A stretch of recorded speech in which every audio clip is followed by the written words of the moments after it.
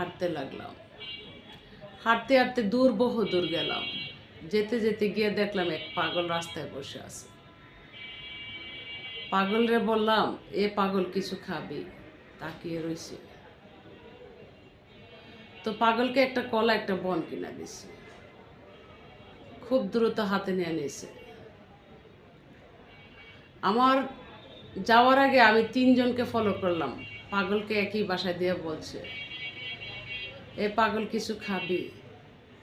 কিনেও নিয়ে দিছে, হাতে নেয় নাই। আমি যখন দিলাম, নিলাম। নেওয়ার পর দিয়া আমি বললাম, মামা আসসালামু আলাইকুম, চইলা যায়। পাগল হাত দিয়ে নাইরা বলল, ওকে।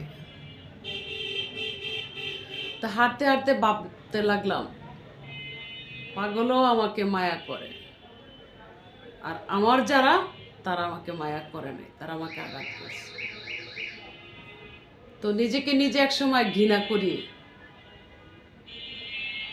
কিন্তু আবার নিজেকে নিজে একসময় বুঝ দেই, আমাকে এত এত মানুষ ভালোবাসে, তারা ভালোবাসলে কি হবে, না বাসলে কি হবে।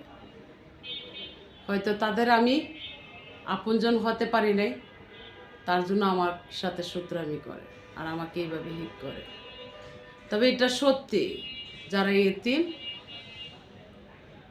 তাদেরকে যে কেউই অপমান করতে পারে, হিংসা করতে পারে। আমি হিংসাকে তুচ্ছ মনে করি। কারো চাই, আমার দরকার নাই। ছিঁড়া কাপড় পরলেও দিন যায়, আবার সুন্দর কাপড় পরলেও দিন যায়, একই দিন যায়, একই সময় যায়, হয়তো দুঃখে হয়তো কষ্টে। তবে মানব জীবনে বাঁচতে হলে নিজে নিজে বহু লড়াই লড়তে হবে, লড়াই ছাড়লে হবে না। আমি লড়াই করেই বাঁচতে চাই।